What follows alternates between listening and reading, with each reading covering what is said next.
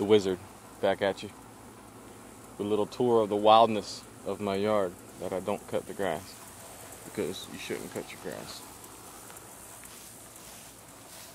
Here's the loofah. Here's the loofah, way out here. And way out here.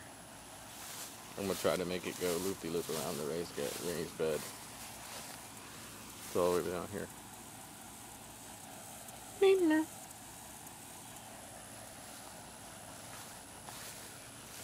Been watching a couple videos on stupid USDA officials wanting a seed and taking seeds back, or demanding seeds, or leaving people's notes on people's doors. I mean, if that ain't some bullshit. A couple compost piles, put some azomite, added some azomite to them. Used to have them back there, but previous owners burned fucking bottles and shit back there. Bottles don't burn, dude, so I don't know why people put bottles in ash piles. But anyway. The Reconstruction Acts back in 1868, after the so-called Civil War, created a new private law system that we're basically run under now. And it created a dual citizenship under the 14th Amendment, which gave you U.S. citizenship and state citizenship. Check out these bushes in the yard. No need to cut your grass. Look, the grass is fine. Just got a couple bushes. You know, natural wild bushes. I mean, that's what you want in your yard.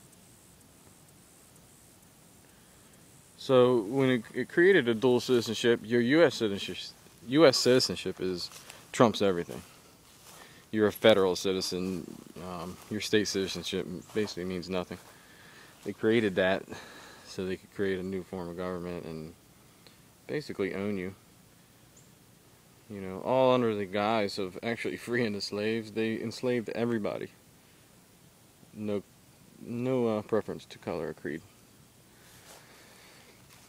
So as 14th Amendment citizens, you have no rights.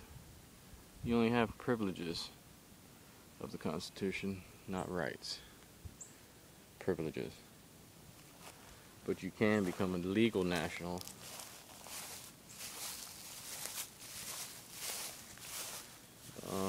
Each state is a country. You know, the legal body politic of each state is, you know, you're a Californian, Arizonian, South Carolinian, Wisconsinite. You can look them up. The federal government actually recognizes it. And you can expatriate from the United States. You know, you can get rid of U.S. citizenship and become a state citizen and become a legal body national, basically a legal citizen, and you're not under their rules, you're not under their jurisdiction. But it's a process, and most people don't even understand that they're not free now. So how can you become free when you don't even think that you're a slave? Well, I've been teaching myself, learning, and it's pretty scary, really.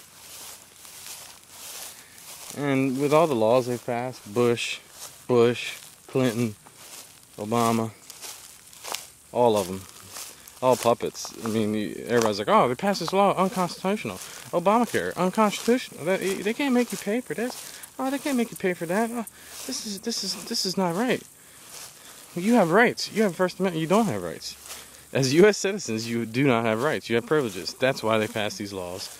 That's why they make you buy Obamacare. That's why they make you do the things you do. That's why they make you pay income tax, property tax, driver's license. You have to buy. You have to pay every so many years. You got to have tax on your car. Pay taxes on your car every year. What else is there? There's a ton of stuff. Social Security, everything. This is all voluntary. This is all voluntary, but people think it's mandatory.